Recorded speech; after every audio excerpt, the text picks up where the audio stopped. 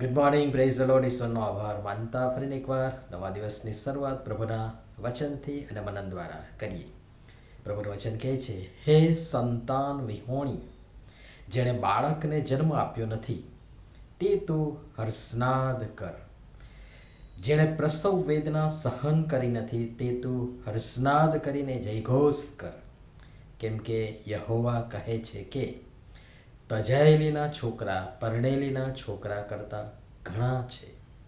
યશાયા પ્રવચકનું પુસ્તક 54મો અધ્યાય ને પહેલી કલમ, આર વર્ઝન, આરવી રેફરન્સ રીએડિટેડ બાઇબલમાંથી લેવામાં આવ્યું છે. આજનો વિચાર, ખ્રિસ્તમાં અતિ પ્રિયવાલા મિત્રો, પ્રભુ ઈસુ ખ્રિસ્તના સામર્થ્યવાન નામમાં આપ સર્વને સવારની પ્રેમી સલામ સાથે ખૂબ સારી શુભેચ્છા પાઠવું છું. સંતાન વિહોણી, હે સંતાન વિહોણી, ઇઝરાયલ પ્રત્યે પ્રભુનો જે અનન્ય, અવર્ણનીય, અમાપસીમ પ્રેમ છે તે છેક પ્રાચીન સમયથી વર્તમાન સમય સુધી ઇઝરાયલ અને આપણે સમયના વિશ્વાસુ લોકો તથા જેઓ ઇઝરાયલનો સતત અભ્યાસ કરે છે, માહિતગાર રહે છે, તેવા સૌ કોઈ જાણે છે. એક સમયે સમગ્ર પ્રજા વિખેરાઈ ગઈ, દુનિયાભરમાં પ્રસરી ગઈ.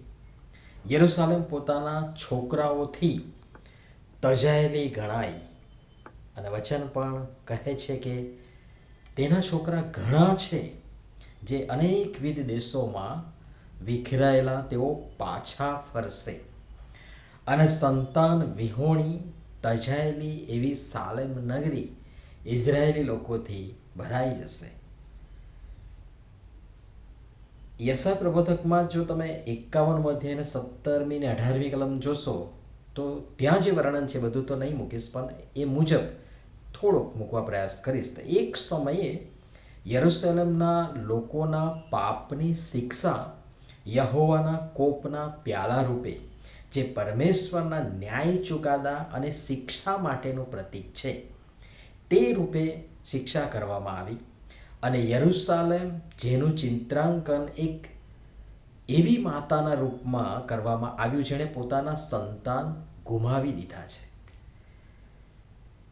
વળી યરૂશાલેમનો વિનાશ અને બધી બાબતો જેનું વર્ણન જો તમે આ જ પુસ્તકમાં એટલે કે યશાયા પ્રબોધકનું પુસ્તક તેનો 49મો અધ્યાય ને તેની 19મી કલમથી 23 કલમ તમે અભ્યાસ કરશો, જોશો તો ત્યાં પણ બહુ સરસ વર્ણન કરવામાં આવ્યું છે. એ મુજબ વળી યરૂશાલેમનો વિનાશ થયો એ અરસામાં ઇઝરાયલના ઘણા બાળકો જેઓ પરદેશની જમીન પર કે મુસાફરીઓમાં જન્મ્યા તેઓ પાછા ફરશે.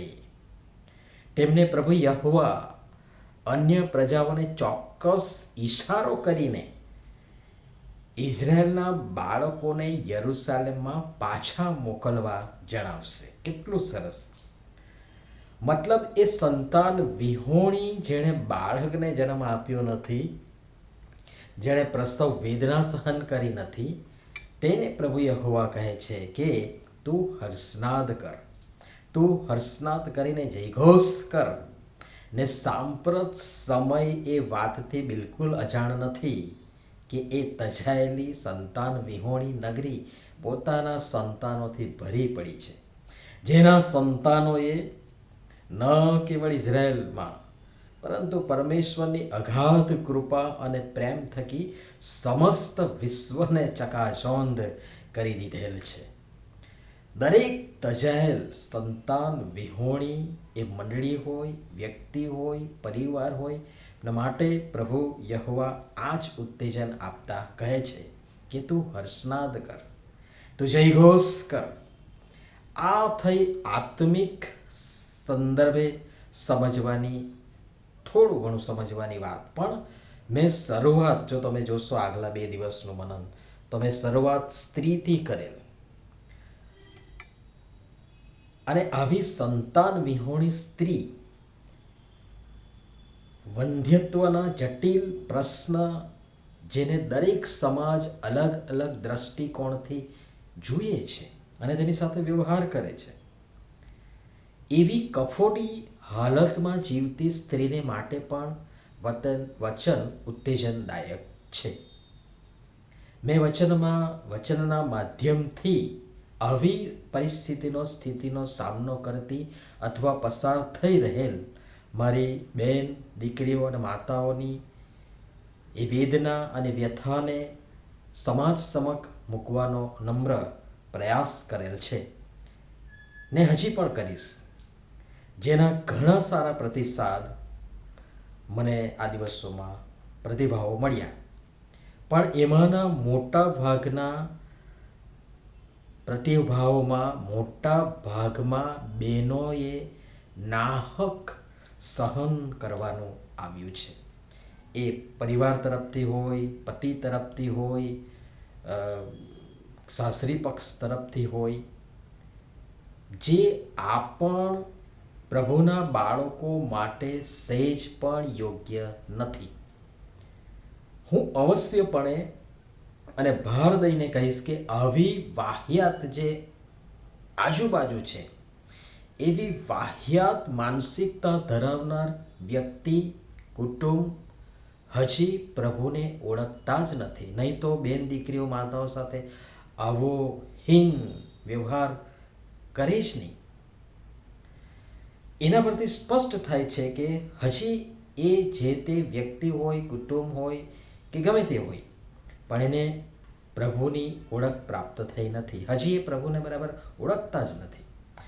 હજી પણ પ્રભુના પ્રેમનો જેનો મને, તમને, આપણ સર્વને આપને અનુભવ થયો છે ને પરમેશ્વરનો આત્મા, પવિત્ર આત્મા રૂપી દીવો હજી હોલવાયો ન હોય તો કૃપા કરી સુધારી લેજો અને એવી બેન, દીકરીઓ, માતાઓને પ્રભુનો એ દૈવી પ્રેમ આપવા માટે પ્રયાસ કરજો અને પ્રેમ આપજો.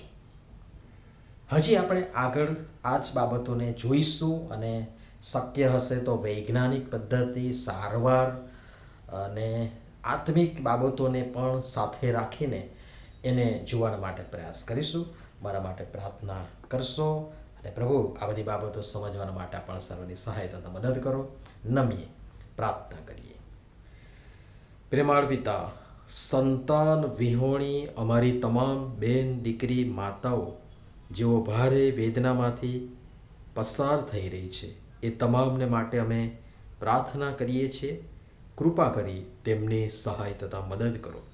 પ્રભુ ઈસુના નામમાં આમેન. 2 દિવસ ભુજ તરફની મુસાફરીમાં હોવાથી ગઈકાલે લખી શક્યો નથી. ક્ષમા કરશો અને હવે પછી એને નિયમિત રાખવા પ્રયાસ કરીશ. આભાર. ધન્યવાદ.